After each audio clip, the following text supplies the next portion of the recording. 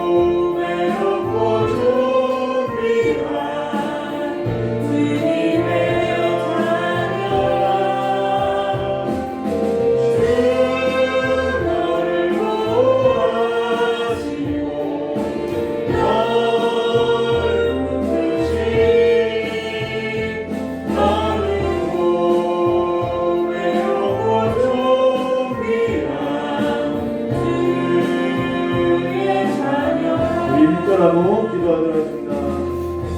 십자가 그 사랑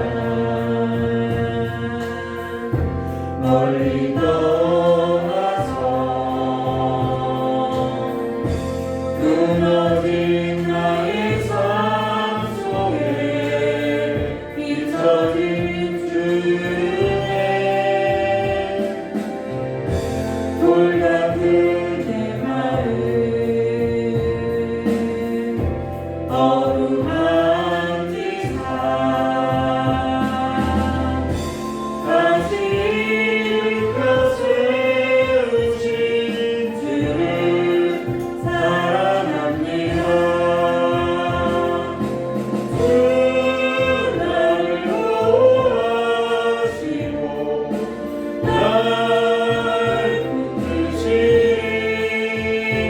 나는 고배롭고 종일한 주님의 자녀 주 나를 구하시고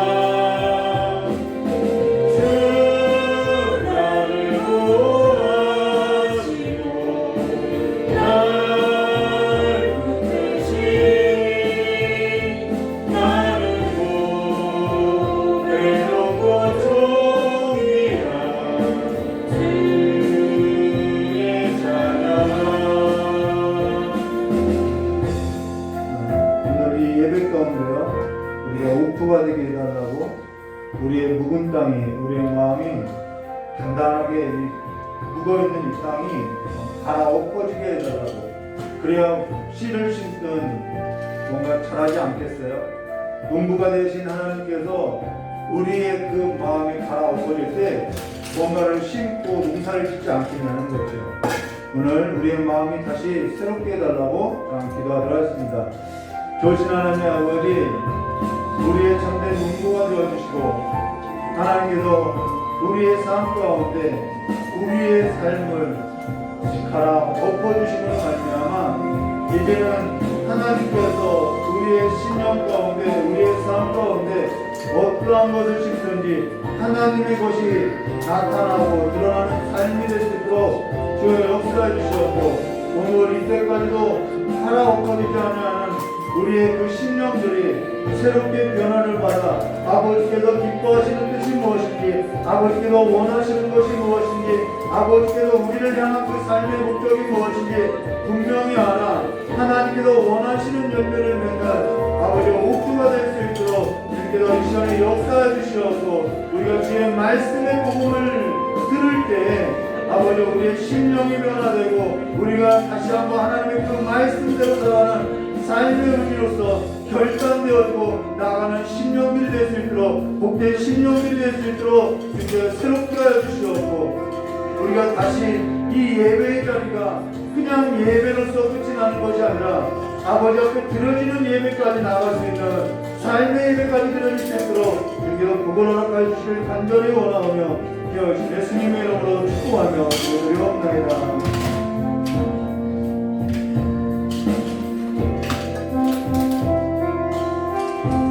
좋으신 하나님 아버지, 새롭게 되기를 원하오니 우리를 다시 한번 새롭게 하여 주시길 간절히 원하오며 우리가 새롭게 된 우리의 삶 가운데 하나님의 그 생명의 말씀이 뿌리 내어지고 또한 열매 맺을 수 있도록 복을 허락하여 주시길 간절히 원하오며 기하신 예수님의 이름으로 축복하며 기도드리옵나이다. 이 시간 우리 사도신경 하심으로 신앙 고백하도록 하겠습니다.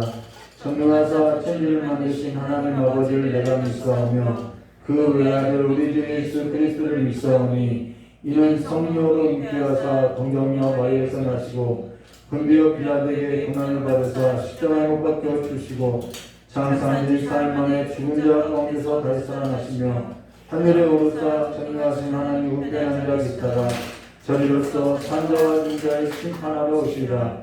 성령 믿사오며 거룩한 공로와 성도와 세력평안 것과 죄를 쌓으신 것과 공의를 사는 것과 영원히 사는 것을 믿사옵나이다. 아멘. 이 찬송을 부른 후에 하나님 말씀 드리겠습니다.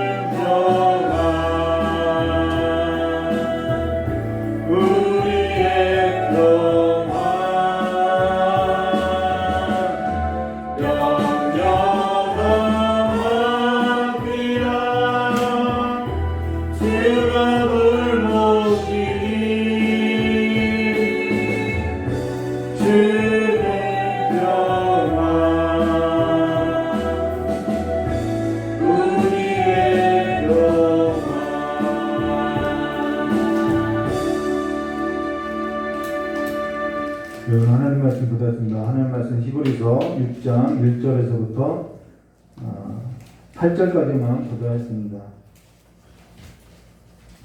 히브리서 6장 1절부터 8절까지만 기록하고요. 오늘 6장을 마치도록 하겠습니다. 히브리서 6장 1절부터 8절까지 한 절 한 절 교도하도록 하겠습니다. 그러므로 우리가 그리스도의 도의 초보를 버리고 죽을 행실에 회개함과 하나님께 대한 신앙과 세례들과 안수와 죽은 자의 부활과 영원한 심판에 관한 교훈의 뼈를 다시 닦지 말고 완전한 대로 나아갈지니라. 하나님께서 허락하시면 우리가 이것을 하리라. 한번 빛을 받고 하늘의 의사를 받고 성령에 참여한 바 되고 하나님의 선한 말씀과 내세의 능력을 맛보고도 타락한 자들을 다시 세우게 하여 회개하게 할 수 없나니 이는 그들이 하나님의 아들을 다시 십자가에 못 박아 드러내놓고 욕되게 함이라. 땅이 그 위에 자주 내리는 비를 흡수하여 밭가는 자들이 쓰기에 합당한 채소를 내면 하나님께 복을 받고 함께 하십니다. 만일 가시와 엉겅퀴를 내면 버림을 당하고 저주를 가까워 그 마지막은 불사름이 되리라. 네. 전 기도하였습니다.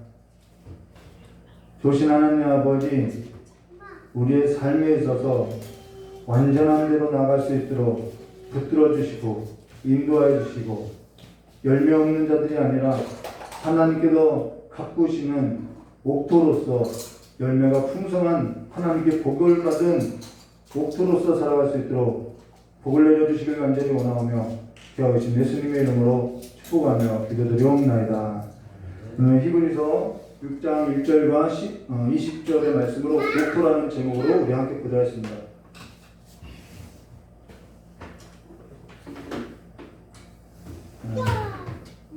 우리가 그 집을 짓는 비유에서도 볼 수 있는 것처럼 모래 위에 지은 집은 불법 건축물이죠. 어떠한 재료를 썼냐, 어떻게 시공을 했냐, 얼마만큼 아름다냐, 그건 아무 중요한 것이 아니에요. 금으로 졌냐, 뭐 나무로 졌냐, 그것은 아무런 중요한 것이 아니에요. 모래 위에 졌느냐, 아니면 반석 위에 집을 졌느냐, 모래 위에 졌냐, 반석 위에 졌냐, 그 내용을 가지고 우리가 불법 건축물이다, 불의한 것이다, 그리고 이것은 합당한 것이다 라고 말을 한다는 것입니다. 근데요, 우리가 우리의 신앙을 내 경험에 쌓고요, 그리고 우리의 신앙을 내 생각에 쌓고요, 그 모든 것이 다 불법이라는 거예요. 예수 그리스도의 반석이신 예수 그리스도 위에 우리의 신앙을 세우지 않는 그 모든 것은요, 다 불법이라는 것입니다. 오늘 그 내용에 있어서 우리가 좀 보도하겠습니다. 우리가 성경을 읽을 때 어떻게 성경 읽는 것도 중요하죠.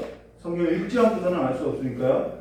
근데 성경 읽을 때 우리가 어떻게 읽느냐가 중요하다는 것입니다. 근데 신학에 있어서 크게 네 가지로 구분하는데요. 조직신학이 있고요, 역사신학이 있고요, 성경신학이 있고요, 실천신학이 있다는 것입니다. 조직신학이라는 것은 성경에 있어서 어떠한 주제들이 있는데요. 그 주제들을 체계적으로 정립한 것이 조직신학이고요.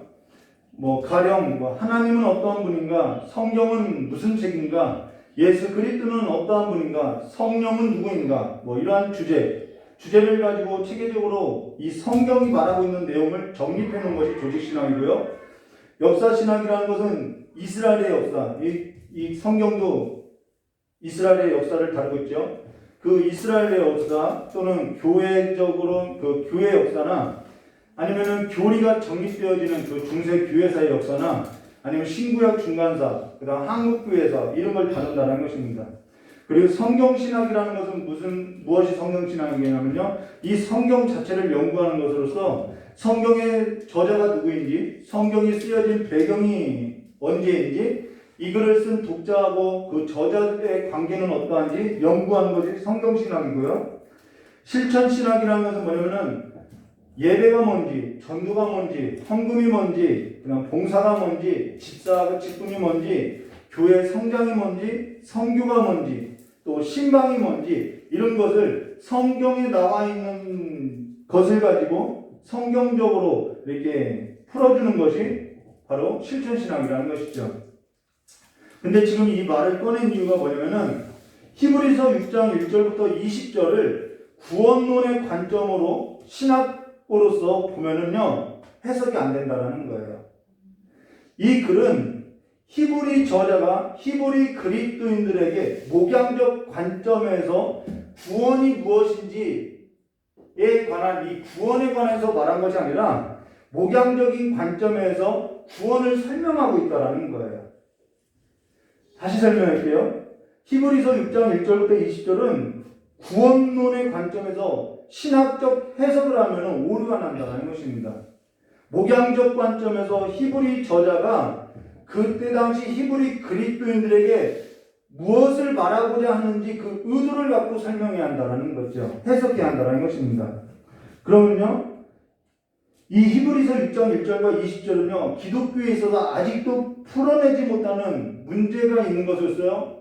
구원이 우리가 한번 구원받으면 영원히 구원받을 수 있냐, 영원한 구원이냐, 아니면 그 구원이 취소될 수 있느냐라는 것을 가지고 구원론의 관점으로서 이 글을 보면은 해석하기가 어렵다는 것입니다. 근데 이 글을 가지고 신학적으로는 그렇게 접근하고 있다는 거예요. 6절 말씀 볼까요? 타락한 자들은 다시 새롭게 하여 회개할 수 없나니, 이 말은 곧 구원이 취소될 수 있다는 얘기잖아요. 구원이 유보될 수 있다라고 이야기하고 있지 아니하는 거죠.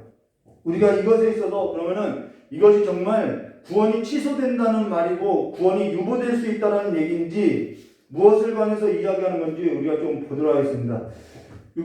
히브리서 6장 1절과 2절의 말씀으로요. 그러므로 우리가 그리스도의 도의 초보를 버리고 죽은 행실의 회개함과, 이게 다 회개했다는 거예요.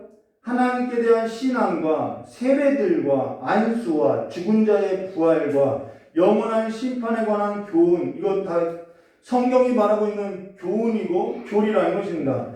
교훈의 털을 다시 닦지 말고 완전한 대로 나아갈지어다 라고 완전한 대로 나아갈 것을 권하고 있다는 것입니다. 그러고 나서 3절에 이렇게 말하고 있죠. 하나님께서 허락하시면 우리가 이것을 하리라라는, 이것을 한다라는 것은 무엇을 말하느냐, 완전한 대로 나아갈지니라라고 한 그 일에 있어서 하겠다라는 거예요. 그러고 나서 4절과 6절에 이렇게 말하죠. 한 번 빚을 받고 하늘의 은사를 맛보고 성령에 참여한 바 되고 하나님의 선한 말씀과 내세의 능력을 맛보고도 6절에요. 타락한 자들은 다시 새롭게 하여 회개할 수 없나니, 이는 그들이 하나님의 아들을 다시 십자가에 못 박아 드러내놓고 욕되게 함이라 라고 지금 이 말을 하고 있다는 것입니다. 여기서 5가지 사항이 나오고 있는데요. 첫 번째, 한 번 빚을 받고, 이 여기서 빚은 구원의 빚을 말하는 거예요. 둘째, 하늘의 은사를 맛보고, 셋째, 성령에 참여반되고, 이건 구원받지 못한 사람들이 하는 행동이 아니라는 거예요. 넷째, 하나님의 선한 말씀과 다섯째, 내세의 능력을 맛보고도 타락한 자들은 어떻게 된다고 이야기하고 있죠.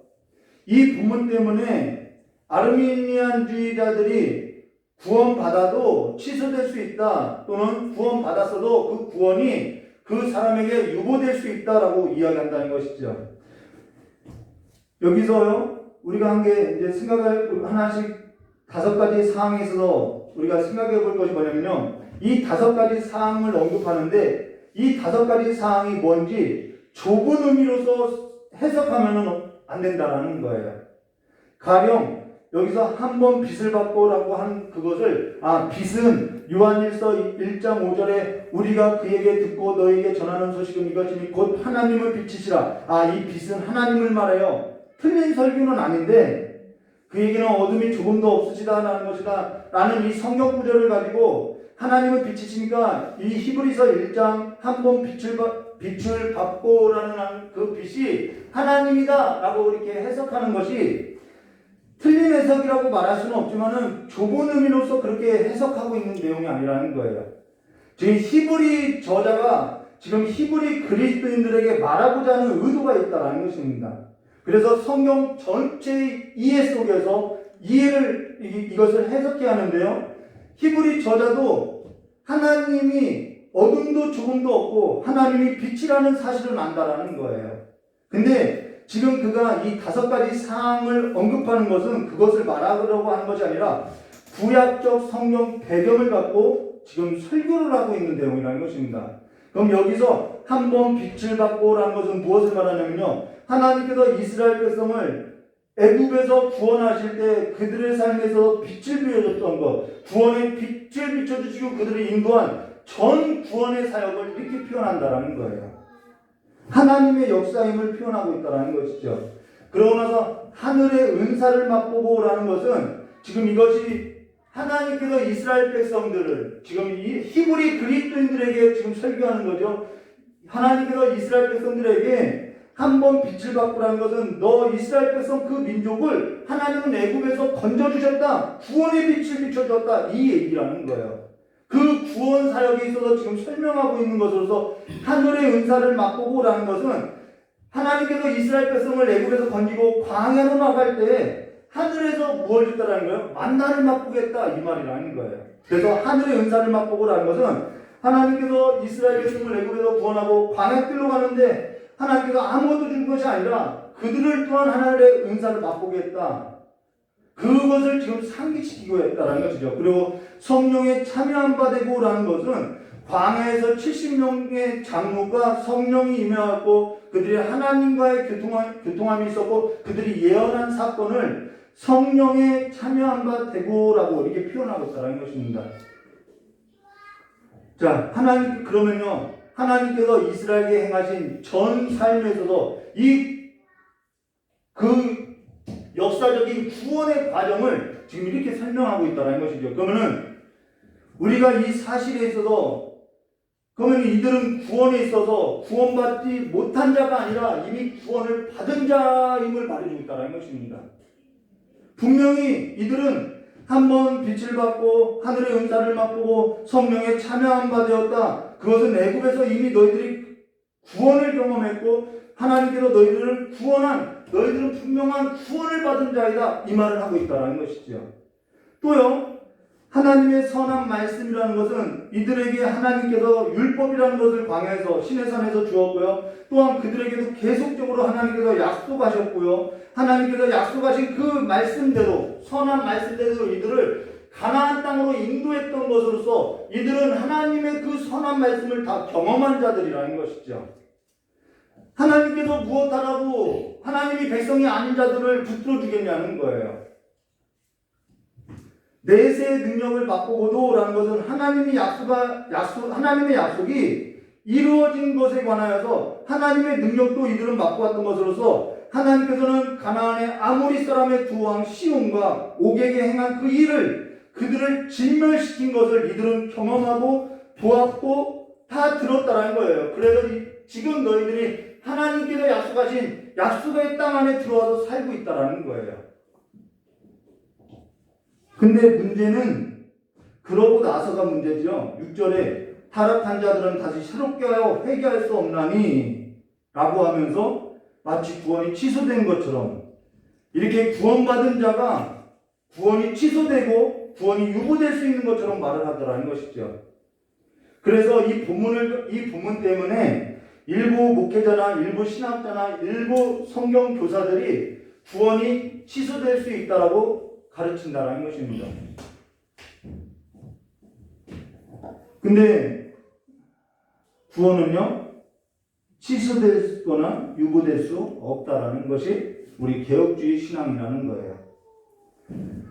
여기 그러면요, 그러고 뭐라고 이야기하죠? 이는 그들이 하나님의 아들을 다시 십자가에 못 박아 드러내놓고 욕되게 함이라 라고 이야기한 것은 사실 어떠한 의도로 이러한 표현을 했는지 우리가 앞서서 이야기한 것처럼 구원론의 관점에서 보면요, 신학적인 논쟁밖에 되지 않는다는 것입니다.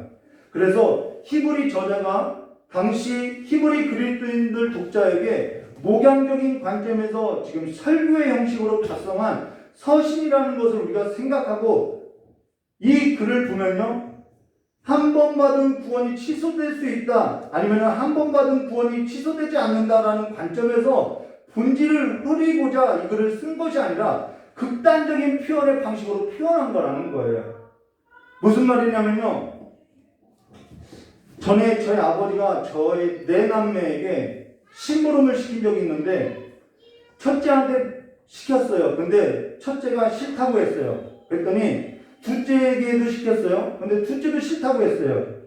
셋째에게 시켰더니 셋째도 싫다고 했어요. 그리고 넷째에게, 바로 저지요. 넷째에게 시켰더니 저마저도 위에서 다 싫어하는 일을 저도 싫다고 했더니 아버지께서 바로 화를 내고 매를 바로 들어서 순번대로 때린 것이 아니라 저부터 이제 때리기 시작했다라는 것입니다. 근데 사실 우리에게는 한 번 거절이었지만 아버지 입장에서는 네 번의 거절을 당한 것으로서 화가 날만 하겠다라는 것이죠.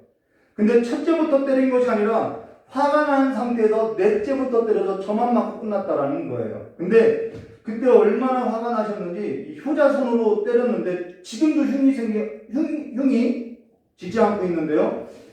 아버지도 그때 이제 저를 때리고 나서 피를 보고 놀라셨고 저 맞는 것을 보고 형하고 누나 둘이 놀래서 울어가지고 이제 그만 끝나게 됐는데 지금 하고 싶은 말이 뭐냐면 그때 저희 아버님이 화가 나서 다 나가 집 나가버려 이렇게 이야기했다라는 거예요. 그러면은 그때 저는 솔직히 나갔어요. 가출을 했어요. 그러면은 저만 맞았기 때문에 가출했는데요. 사실 그때 저희 아버님이 한 말은 속이 상해서 화가 나서 한 말이지 그것이 극단적으로 표현한 것이지 그게 진짜 집을 나가라고 하는 말은 아니라는 거예요.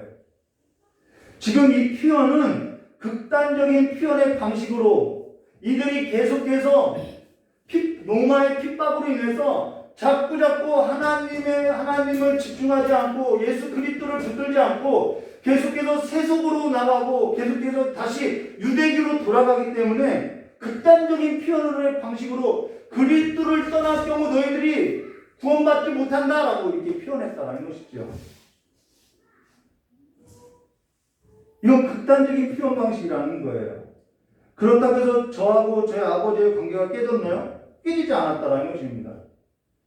구원이라는 것은 죄로 인해서 깨어진 아버지와 아들의 관계가 회복된 것이 구원이고 평화이고 평강이라는 것입니다. 그리고 구원이라는 것은 에베소서 2장 8절에 너희는 그 은혜에 의하여 믿음으로 말미암아 구원을 받았으니 이것은 너희에게서 난 것이 아니요 하나님의 선물이라는 것으로서 지금 이 모든 것이 하나님께서 행하신 하나님의 선물이라는 거예요. 하나님께서 어린 양을 잡아서 애굽에서 이스라엘 백성들을 건졌어요. 건지고 나서 하늘의 은사를 맛보고 또한 성령을 체험하게 하고 하나님의 선하신 말씀을 그냥 내세의 능력으로서 이들을 계속 이끌었어요. 그런데 이들은 계속해서 불순종만 했다라는 것이죠. 근데 하나님께서 그들을 포기했냐는 거예요. 포기하지 않더라는 거예요. 지금 그 이야기를 하고 있다는 것입니다. 구원의 빛을 보이신 것도 하늘의 은사를 주신 것도 성령에 참여하게 하신 것도 하나님의 선한 말씀을 경험하고 내세의 능력을 경험해도 하나님께서 이들에게 있어서 구원을 베푸시는 그 과정을 다 설명하면서도 하나님은 이들을 포기하지 않으셨다는 거예요. 그런데 누가 포기하느냐? 저와 여러분들이 그 하나님을 포기하더라는 것이죠. 그래서 여기 6절에 타락한 자들은 다시 새롭게 하여 회개할 수 없나니 이는 그들이 하나님의 아들을 다시 십자가에 못 박아 드러내놓고 욕되게 함이라 라고 한 것은 구원이 취소된다는 말이 아니라 극단적인 표현한 그 방식인 동시에 히브리서 7장 27절은 이렇게 말하고 있죠. 그는 저 대제사장들이 먼저 자기 죄를 위하여 다음에 백성의 죄를 위하여 날마다 제사를 드리는 것과 같이 할 필요가 없으니 이는 그가 단번에 자기를 드려 이루셨음이라라고 이미 하나님은 그 아들을 통하여서 하나님의 그 구원을 단번에 완성시킨 구원이라는 거예요. 그래서 구원은 우리의 행위로 인해서 취소되거나 유보되는 일은 아니라는 것입니다. 그러면 히브리 저자가 정말 그런 의도로 얘기한 것이냐? 구원이 취소된다는 말이 아니라 정말 극단적으로 화가 나서 정말 하나님을 버리고 흘러 떠내려가는 그들을 향해서 극단적으로 표현한 것이냐? 예, 맞아요. 그래서 그 다음에 땅에 설명을 하고 있다는 것입니다. 7절과 8절에 그래서 이렇게 말하는 거죠. 땅이 그 위에 자주 내리는 비를 흡수하여 밭가는 자들이 쓰기에 합당한 채소를 내면 하나님께 복을 받고, 만일 가시와 엉겅퀴를 내면 버림을 당하고 저주함에 가까워 그 마지막은 불사름이 되리라 라고 두 가지 이야기를 꺼내는데, 사실 한 가지 얘기로서요, 씨 뿌리는 비유라는 것입니다.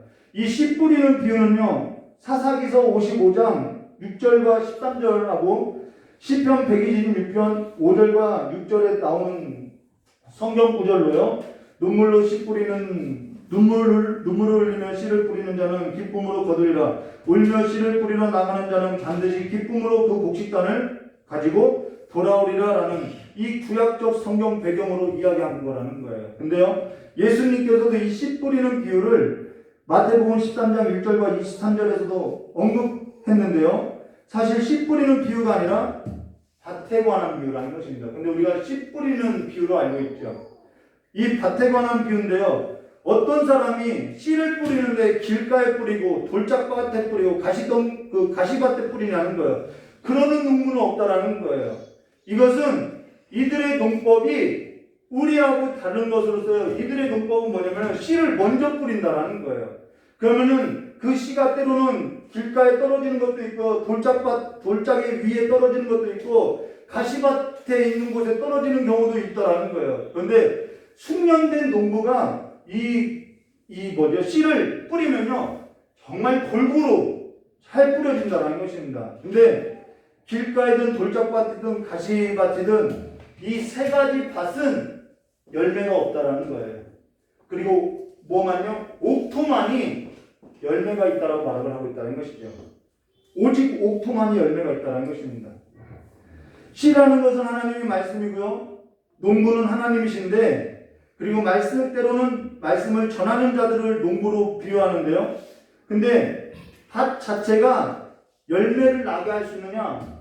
이 밭 자체가 열매를 나게 할 수 있느냐? 없다라는 거예요. 밭이 무슨 열매를 나게 하냐는 거죠.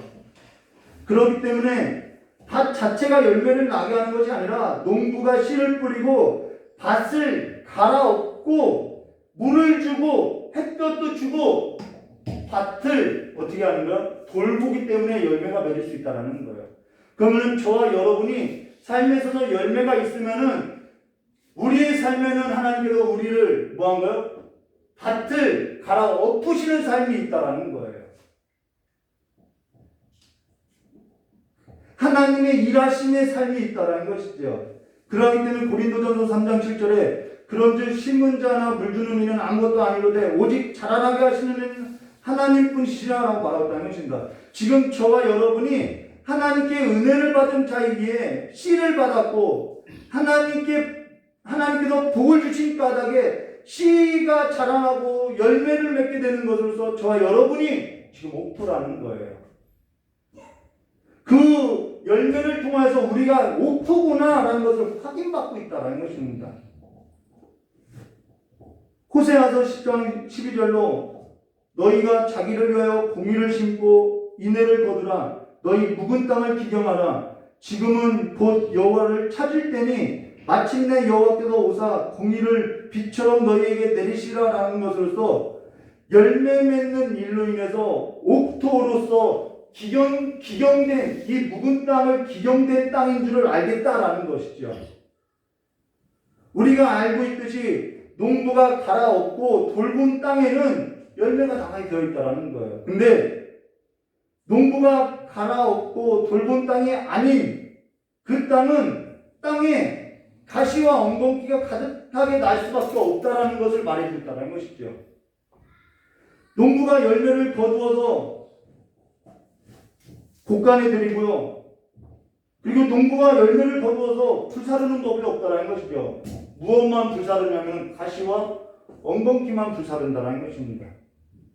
묵은 땅에 기경된 땅이 열매를 맺는 것으로서 열매 맺는 것을 통하여서 그 땅이 기경된 땅인지 묵은 땅인지 알겠다는 것입니다.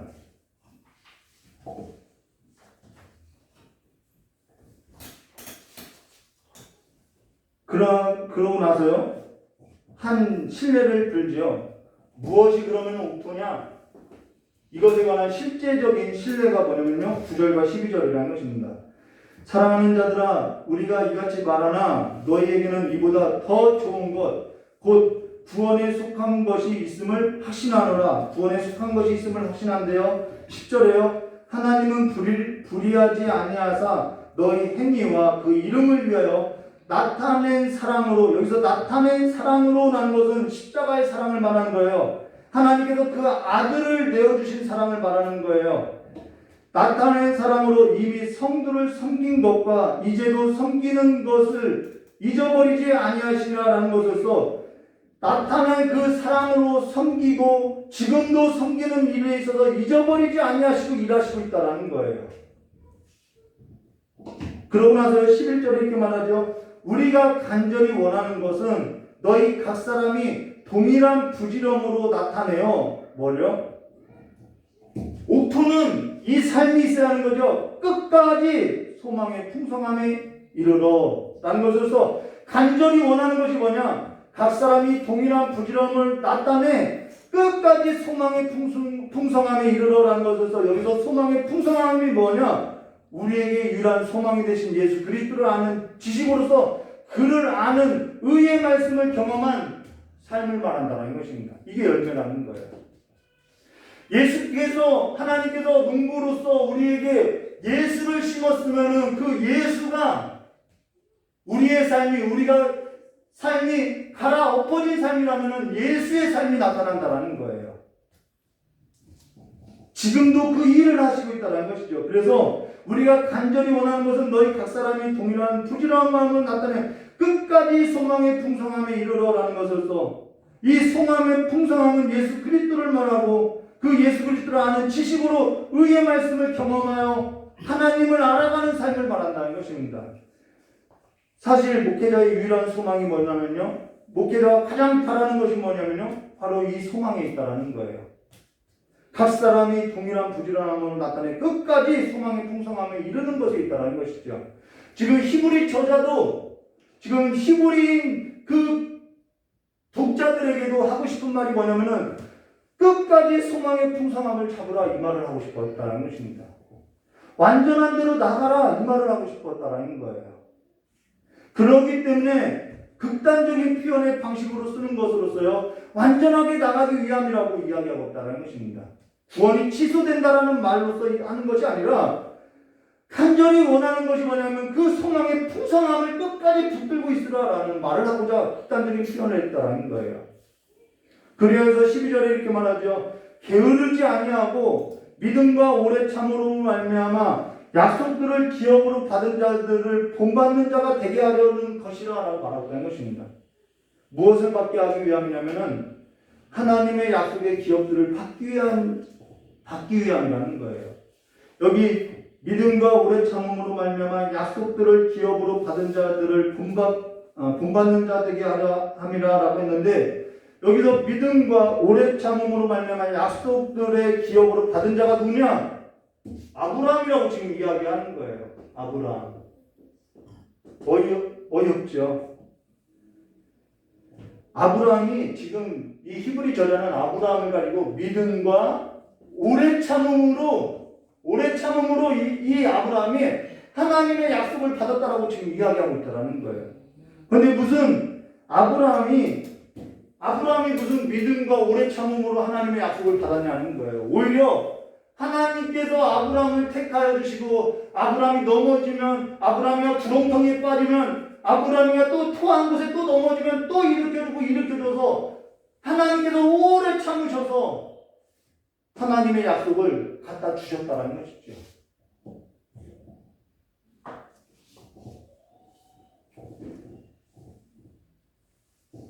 여기 13절과 15절에요. 하나님이 아브라함에게 약속하실 때 가리켜 맹세할 자가 자기보다 더 큰 이가 없으므로 자기를 가리켜 맹세하여, 이게 아브라함이 믿음이 있으면 아브라함으로 맹세하라고 했겠죠. 근데 아브라함이 믿음이 없어요. 오래 참지도 못해요. 그러니까 하나님이 자기를 가리켜서 맹세해버렸어요.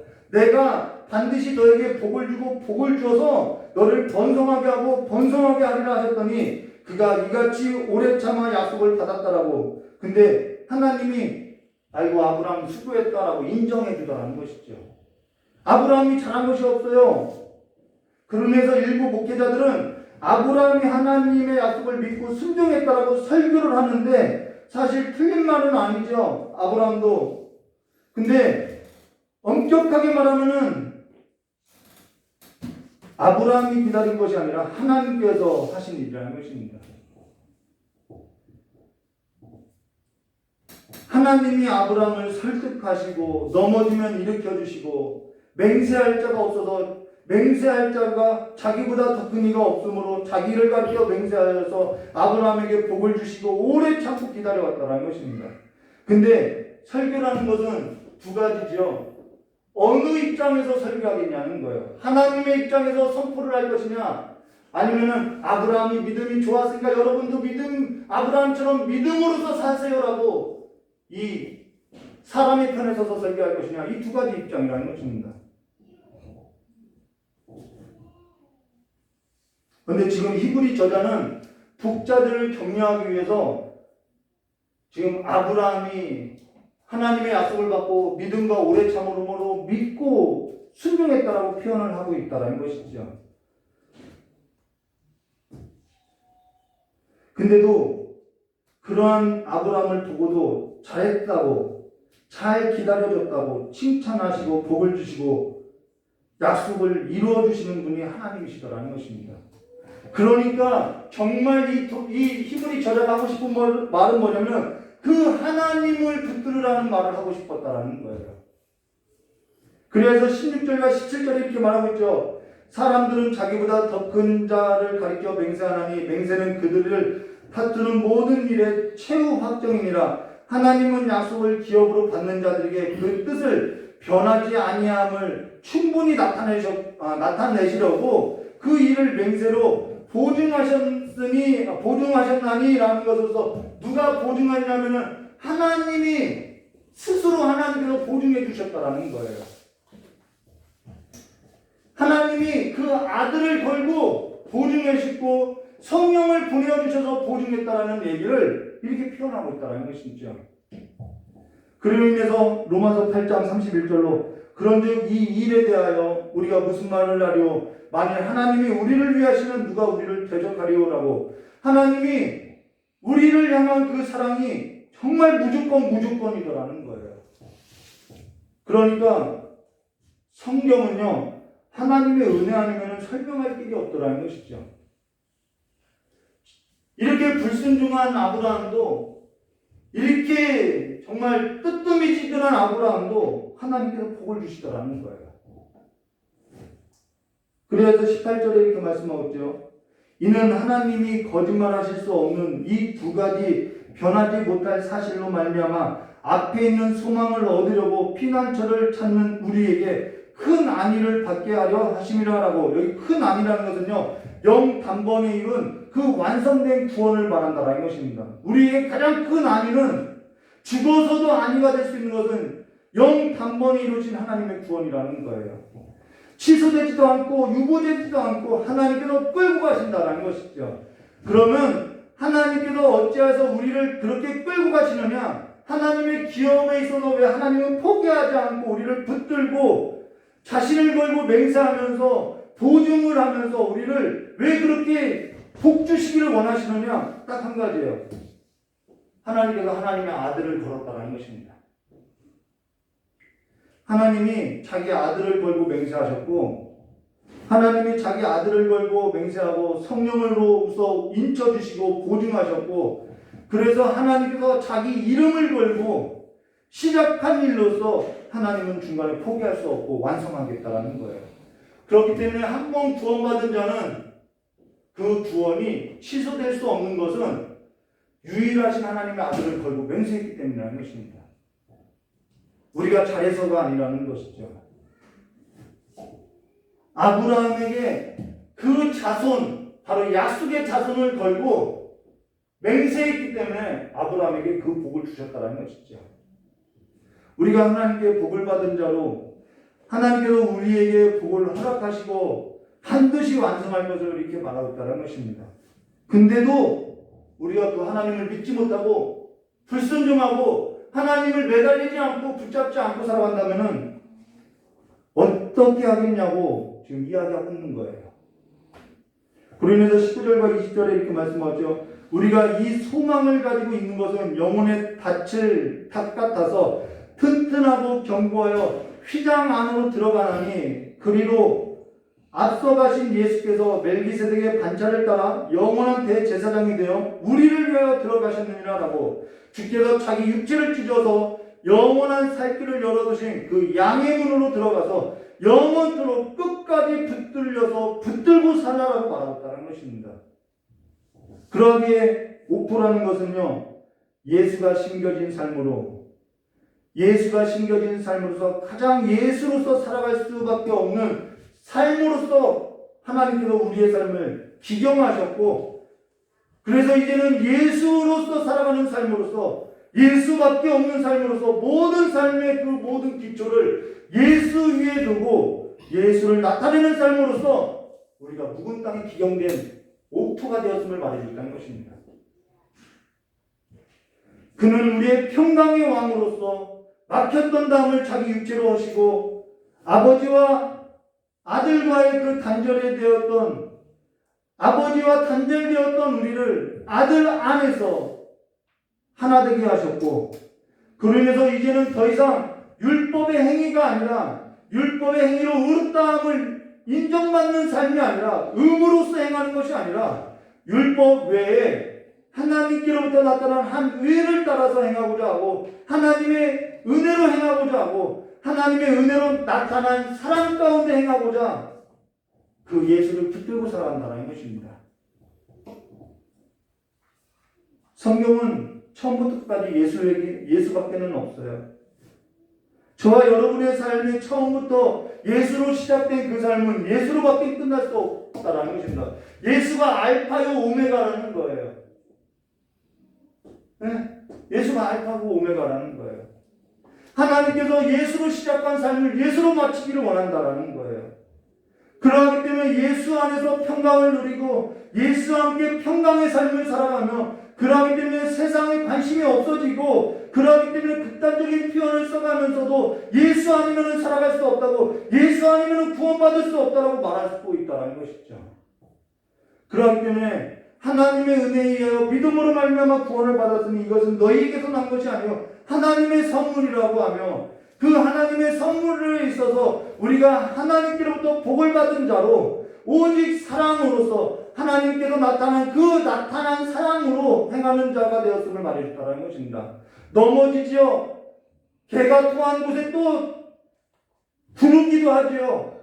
근데도 하나님의 그 사랑 가운데 행하는 삶으로서 날마다 7번 넘어져도 8번 일어나게 하는 것은 하나님께서 우리를 완전히 엎드려지게 하지 않게 하시더라는 거예요. 한 번 더 일으켜 주시더라는 것이죠.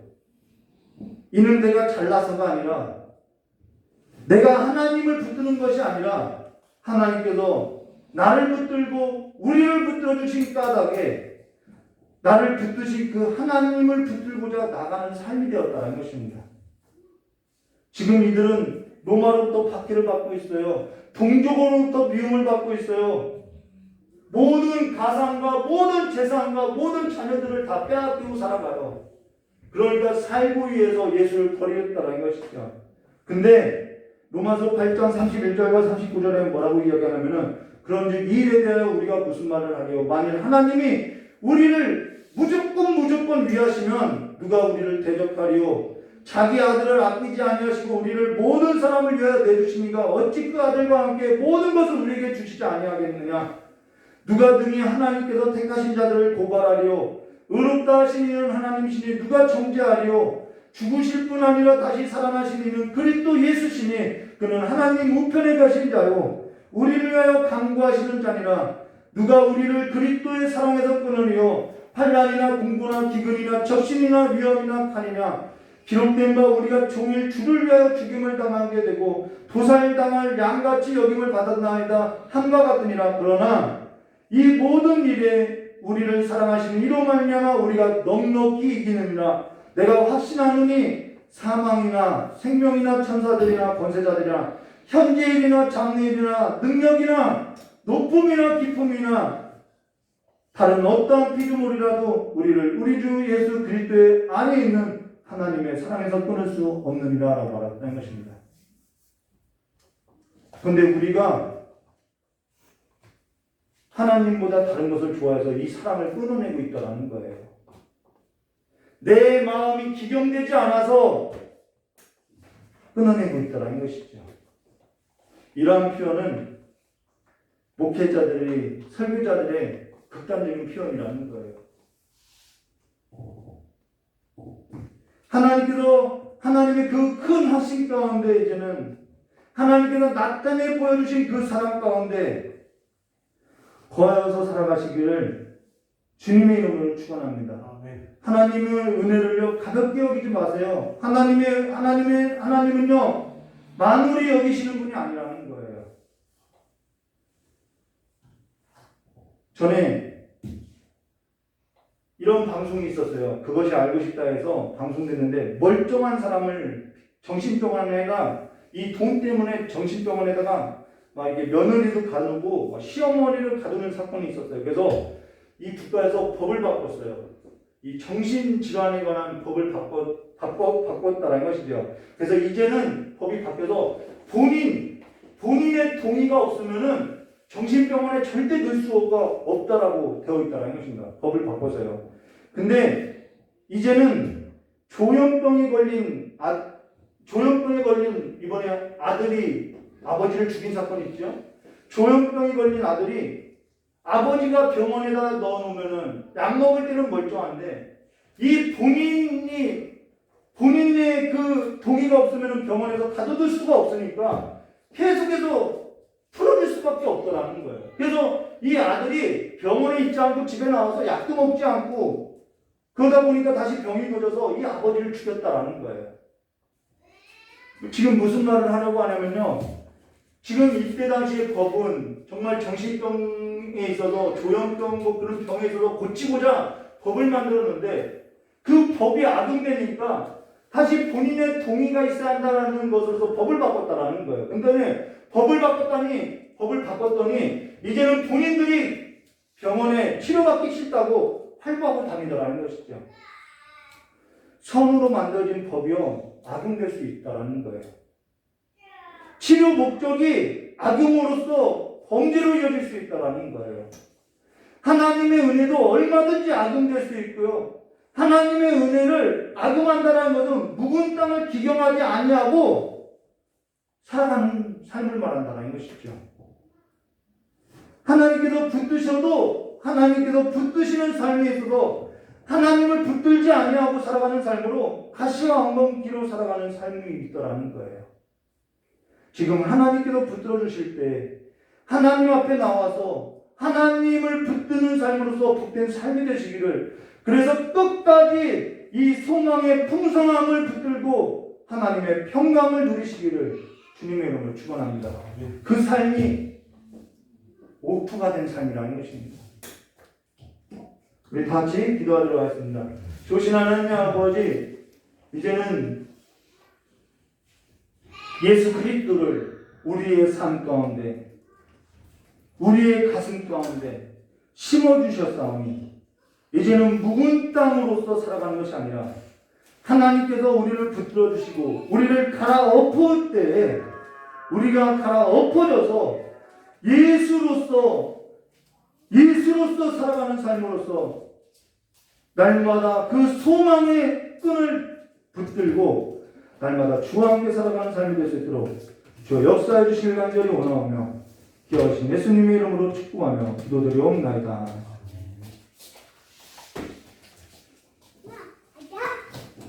저희 어머니가 저에게 늘 하는 말이 뭐냐면요, 기도가 답이야, 이 말이에요.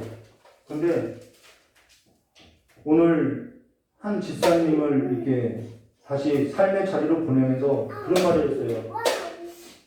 기도해야 돼. 기도가 답인데 왜 우리가 물질이 새나가는 줄 알아? 왜 우리가 건강이 빠져나가는 줄 알아? 기도하지 않았어요. 기도할 일을 기도하면 되는데 기도해서 내 자녀가 아프면 그 기도해서 병원 가지 말라는 것이 아니라 기도하지 않고 그냥 가다 보면 당연히 자연스럽게 질병으로 무슨 어떠한 것으로도 물질은 생활이 되어 있다는 거예요. 자녀를 놓고 기도하고 내 삶을 놓고 기도하고 그러면 얼마나 많은 것이 손실이 하나님께서 보호해 주시고 하나님께서 채워주시는지 우리가 이 삶으로서 경험해야 한다고 이야기했다는 것입니다. 예수를 붙들고 살아가는 것은 예수의 이름을 붙들고 살아가는 삶이라는 거예요. 여러분의 삶의 기도가 정말 답이 되시기를 주님의 이름으로 축원합니다. 이 시간 찬양 부르고 기도하도록 하겠습니다.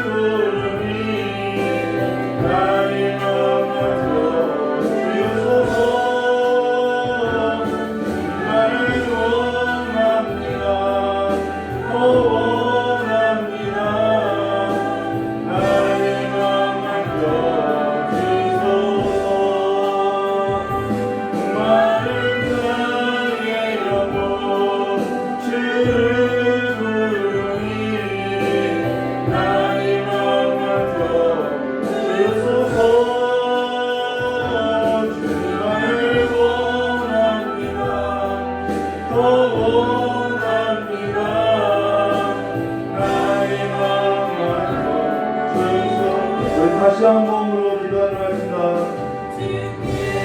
가까이 나를 부르소서. 간절히 주님만을 원합니다. 채워주소서. 주의 사랑을 진정한 찬양을 부르시고 주께 가까이 나를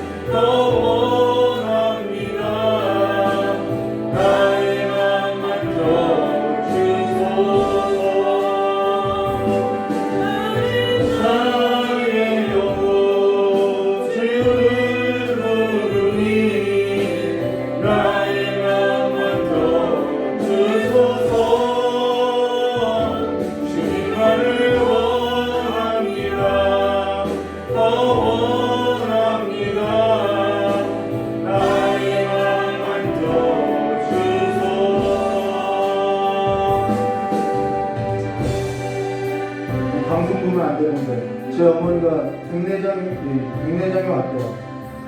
수술하러 갔는데 뭔 수술이냐고 기도하겠다라고 그때 구치받았어요.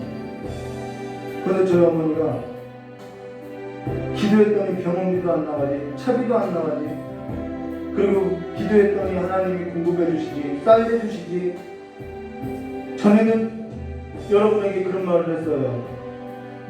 제가 직장 다닐 때는 500 벌어도 정말 차 한 대 제대로 굴리지 못하고 집 없이 살았는데 하나님 믿고 기도하고 살았더니 수입은 없어요.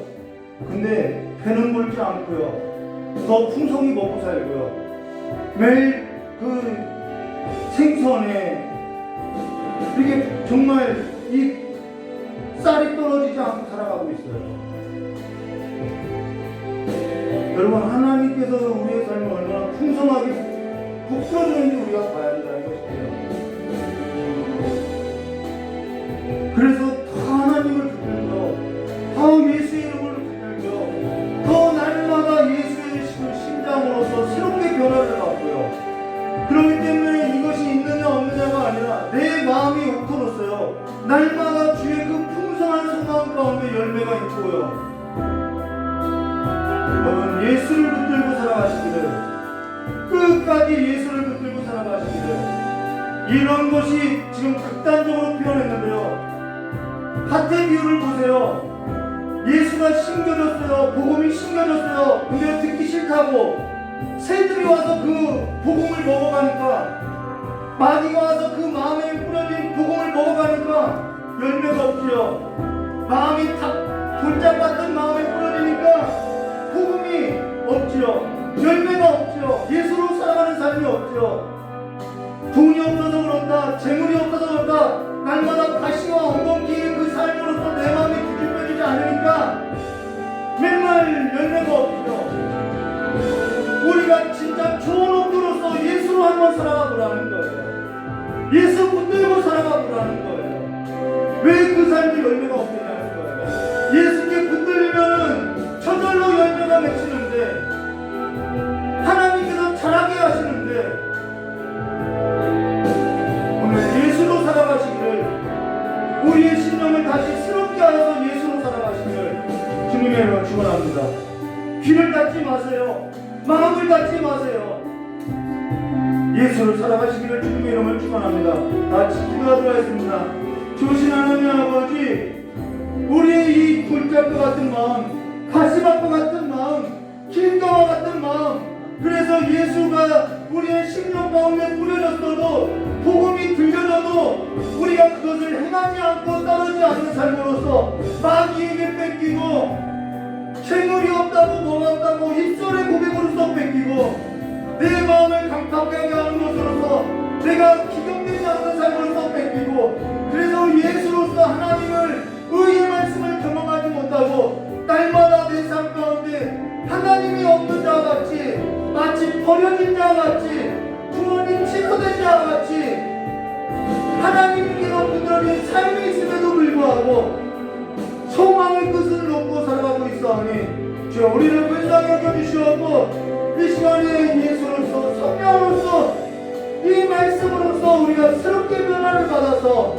오늘 이 시간으로 이제는 예수와 함께 살아가는 삶으로서 일어나고 회복된 삶으로서 내 모든 인생에 있어서 밭에 감추어진 그 부활이신 예수를 발견하고 예수로 살아가는 삶이 될 수 있도록 주여 역사해 주시옵고, 이제는 모든 일에 있어서, 모든 삶에 있어서 그 시작과 끝이 예수로서 시작하고 예수로서 마치는 삶으로서 주의 이름을 부르고 날마다 주님께 가까이 나가고 주님께 집중하고 주님만을 바라고 살아가는 삶이 될 수 있도록, 그래서 세월을 허비하고 낭비하는 삶이 아니라 예수와 함께 영원한 삶으로서 모든 것이 예수와 함께 복을 나누는 평강의 복으로서 함께하는 삶이 될 수 있도록 주여 역사해 주시기를 원하고 원합니다. 너희에게 평강이 있을지어다 성령을 받으라고 말씀하신 것 같이 오늘 우리의 가운데, 우리의 심령 가운데 하나님의 평강이 이루어지게 하여 주시옵고, 성령으로 충만한 삶으로서 예수를 증거하고 예수의 이름으로서 행하는 삶이 될 수 있도록 주여 역사해 주시기 간절히 원하옵나이다. 오늘 주님 앞에 자녀의 이름으로 예물을 드리는 손길이 있사오니 이제는 그가 예수 이름으로써 손들어서 하는 그 모든 일마다 복이 되게 하여 주시옵고 들어가도 나가도 복이 되게 하여 주시옵고 떡받는 그릇에도 복이 되게 하여 주시옵고 모든 살림살이마다 예수 이름으로써 복이 될 수 있도록 예수 이름으로 살아갈 수 있도록 주 역사해 주시옵고 자녀의 삶 가운데 예수 이름으로 기도할 때마다 아버지께서 의의 말씀으로서 경험하게 해주시옵고 질병이 떠나가고 그 모든 삶이 회복된 삶으로서 물질들이 세워나가지 않도록 주님께서 보호해 주시고 울타리를 쳐줘서 하나님으로 말미암아 예수로 말미암아 구원의 풍성함이 무엇인지 깊이 있게 깨달아 알아갈 수 있도록 주여 역사해 주시기 간절히 원하옵나이다. 오늘도 우리의 삶에 필요한 것은 예수이오니 오늘 주님 앞에 기도하는 모든 성도들의 삶 가운데 예수가 심겨지고 그 심겨진 예수가 살아나고 부활하여서 자라나고 열매 맺고 증거될 수 있도록 우리의 삶이 새롭게 될 수 있도록 예수와 함께 평강을 누리는 삶이 될 수 있도록 복에 복을 더하여 주시길 간절히 원하오며 깨어주신 예수님 이름으로 축복하며 기도드리옵나이다.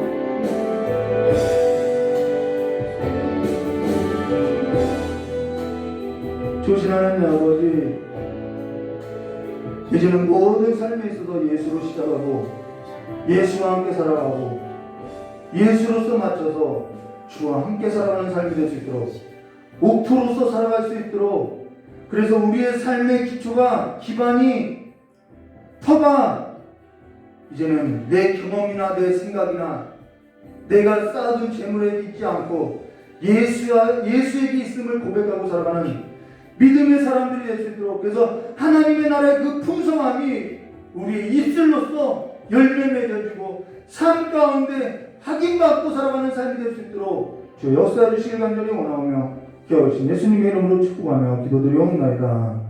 우리 주기도문으로 예를 바치도록 하겠습니다. 하늘에 계신 우리 아버지여 이름이 거룩히 금을 받으시오며 나라의 임하옵시며 뜻이 안에서 이루어진 것 같이 땅에서도 이루어지이다. 오늘 우리에게 일용할 양식을 주옵시고 우리가 우리의 죄진을 사하는 것 같이 우리 죄를 우리를 시험에 들게 하지 마옵시며 다만 악에서 구하옵소서. 대개 나라와 권세 영광의 아버지께 영원히 싸움나이다. 아멘.